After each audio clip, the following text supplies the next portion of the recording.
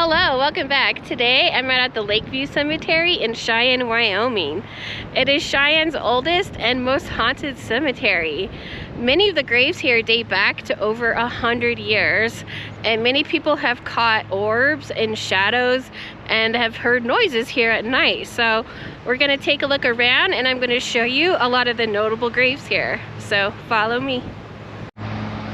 Alright, it is super windy and cold today, so I'll try my best to show you guys everything. So far walking around, there is just a lot of cool ones. So I wish it wasn't so cold. I'd probably spend 2 hours here. But right away you see this huge obelisk near the front, and that is for DeForest Richards. He was a Wyoming governor here. It says died April 28th, 1903, in his second term as governor of Wyoming. There's actually many governors of Wyoming buried here.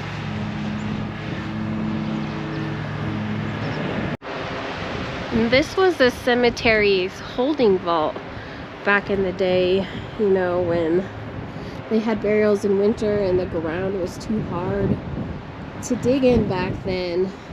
This is a holding vault where they would keep all the coffins until they could dig the grave. I think they have a little marker here.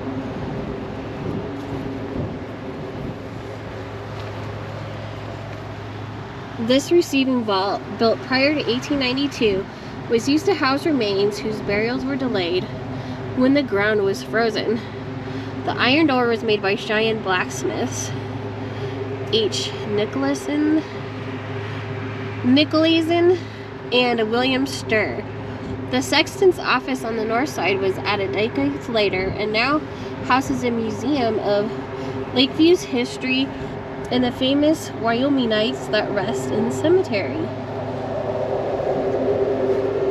There's a little window in here. Oh wow. That's pretty cool. I see there's a sign. I don't know if we can go in.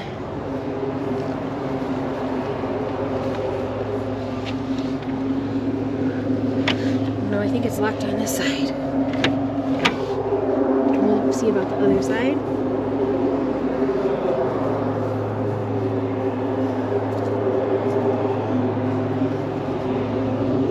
There's another view inside. Looks like there's some old, like, church pew benches almost. And a rug.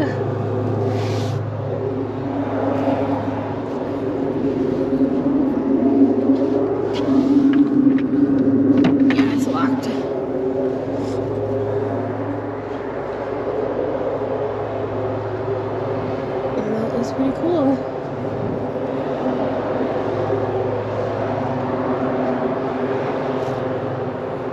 And the big iron door. I assume in the front here.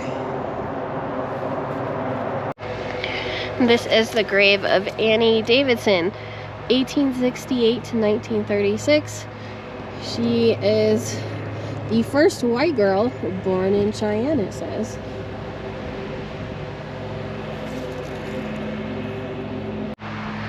This is my first metal one I've come across. Very cool. Carolyn Volker, wife of S. Volker, died November 29th, 1911, aged 57 years, one day.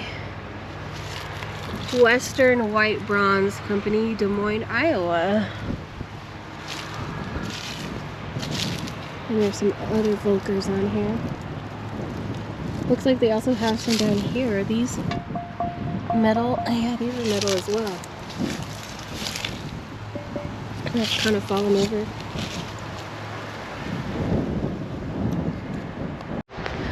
And here is a grave of Willie Nickell. So he was a 14-year-old Western rancher who was murdered supposedly by the legendary Tom Horn during the Iron Mountain Range War. At the time, he was wearing his father's coat and hat and was riding his father's favorite horse. The ranch of Nickell was the only sheep herder in the area, and it was believed that the killer mistook Willie for his father. Victor Miller, a neighbor who was involved in a feud with Kells over the sheep being in Wyoming cattle country, was initially suspected of the crime, but then ultimately suspicion turned to Tom Horn because of his involvement in the range war and prior killings. And then the deputy marshal, Joe LaFleurs, got incriminating remarks from Tom Horn, even though Tom was said to be drunk at the time. And it was these remarks which would convict Tom Horn, and eventually he was hanged on November 20th, 1903 for the killing of Willie Nickell. So here's little Willie Nickell's grave. You can see Willie, May 4th, 1887 to July 18th, 1901. It says murdered on something Iron Mountain, and they have a new plaque here. It says Willie, murdered near his home at Iron Mountain, Tom Horn hanged for the murder. There's some inscription down here too, but it's really hard to read. Very cool. I did a video on Tom Horn. He's actually buried in Boulder, Colorado, so I'll put that video in the description if you guys don't know the history of that. Looks like here his father is Father Kells, 1855 to 1929, and his mother Mary, 1865 to 1936. And it says Nickell on the bottom.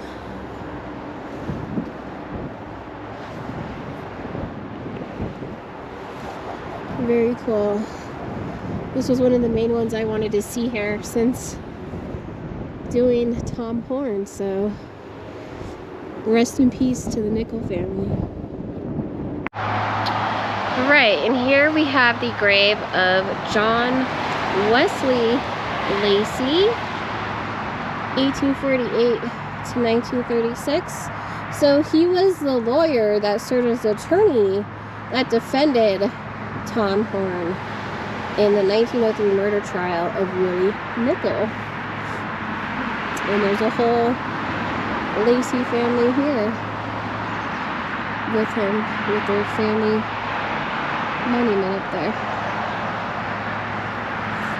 And then right next to him, there's this interesting one here with a car on it for Moon. It says eternal love,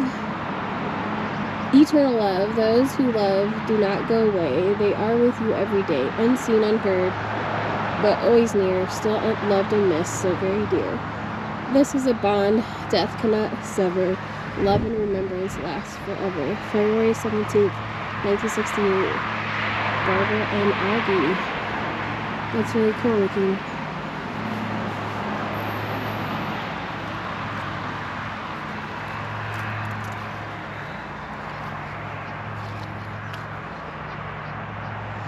Right next to Lacey too is another governor of Wyoming, Frank Emerson.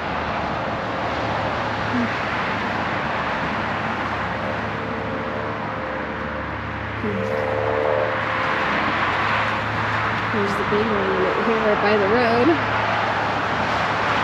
With earnest endeavor to advance the interests of Wyoming and contribute as I may the welfare of its people.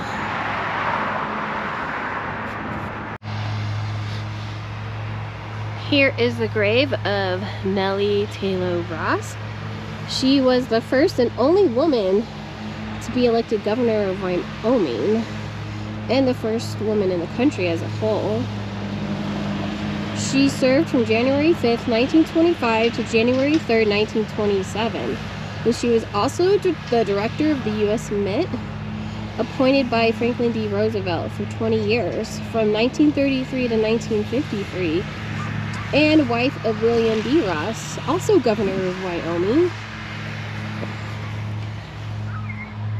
So you see there's her husband, William Bradford Ross, December 4th, 1873 to October 2nd, 1924, and then Nellie Taylor Ross, November 29, 1876 to December 17th, 1977. So she actually died when she was 101 years old. That's pretty amazing. And it says down here, both governors of Wyoming, Mr. Ross, 1923, I think, 1924. And then Mrs. Ross, first woman elected governor in the U.S., 1925 to 1926. And first woman director of the Mint, 1933 to 1953. And beautiful headstone. Rest in peace, Nellie. I had to come look at this one. It looks like a big wagon wheel. That is so cool. It says, beloved husband and father, Robert M. Gibson, April 28th, 1938 to August 29th, 1998. That is really neat. I've never seen anything like that before. That definitely caught my eye. Here is another one that I wanted to specifically find in this cemetery, and that is in memory of Blake E. Swayze, March 24th, 2000 to January 22nd, 2002. So he was barely 2 years old. And all these children that our arms ache to hold. It's just this beautiful statue of a young boy, a cat, and his wagon. Oh, that breaks my heart.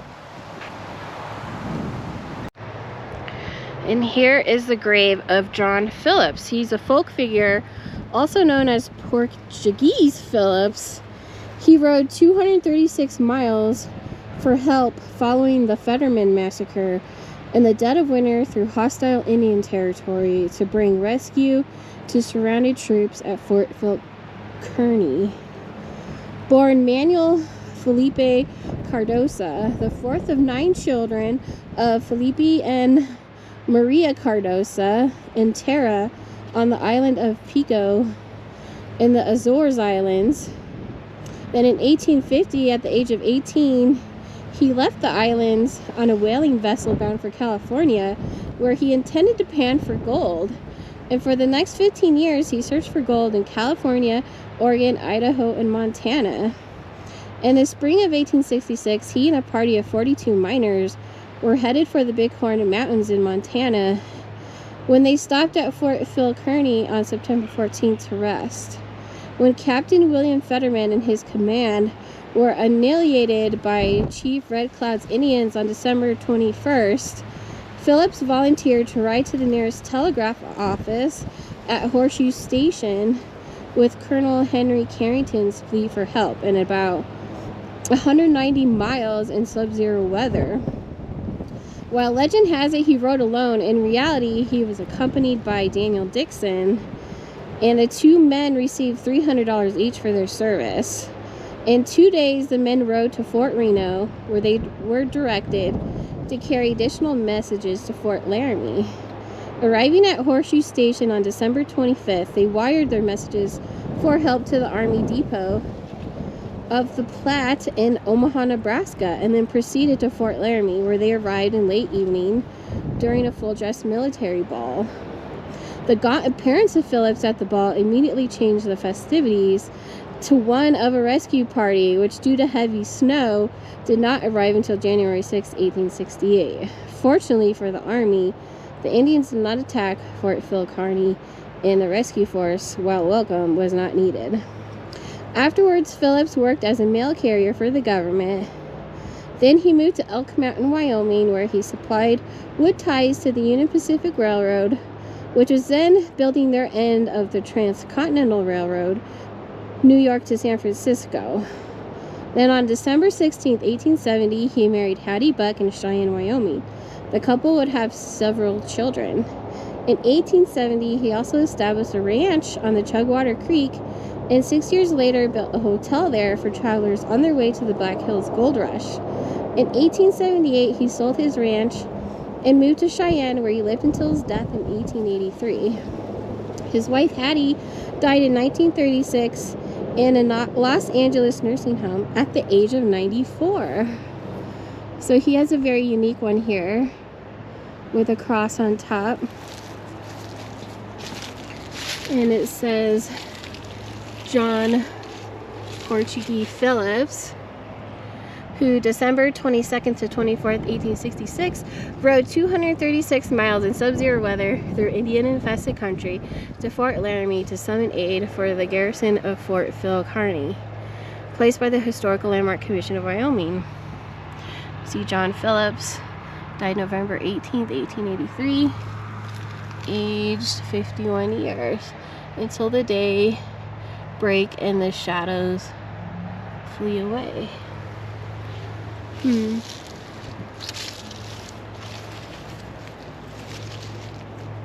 also, there's a few other Phillips back there. I saw this one here. It says, "Our baby, Maud Ellen, daughter of J. and H. Phillips, died January 18th, 1876." So I think this was one of his babies. Rest in peace, Phillips family. This is the grave of Harry S. Yount. He was the founding father of the National Park Ranger Service. He served as the first and only gamekeeper in Yellowstone National Park, the world's first national park. He enlisted twice in the Civil War Union Army. And in 1866, he came to Wyoming, working along the Bozeman Trail. He worked as a contract hunter for the Smithsonian Institution, providing specimens of Western fauna for exhibits. During the 1878 Hayden Geological Survey to Yellowstone, he worked as a wrangler and packer. He was appointed gamekeeper of Yellowstone in 1880. His duties included protecting wildlife from poachers and guiding visiting dignitaries. Prior to his resignation in 1881, he pointed out in a report that it was impossible for one man to patrol the park and urged the formation of a ranger force. Thank you for your service, Harry. Rest in peace. And here is the grave of Johnny Slaughter. In March of 1877, Slaughter was gunned down by road agents while driving a stagecoach on the infamous Deadwood stage. After his death, Slaughter was replaced by Calamity Jane, and the Deadwood coach later became part of Buffalo Bill's traveling Wild West road shows. So we see Johnny Slaughter, stagecoach driver, was killed by road agents near Deadwood, South Dakota, March 25th, 1877. Very cool. Rest in peace, Johnny. Hope you enjoyed that video and getting to see the Lakeview Cemetery in Cheyenne, Wyoming. I didn't see any orbs or ghosts. Maybe I will during editing, but please like and subscribe for some more videos, and I'll see you at the next grave. Thanks.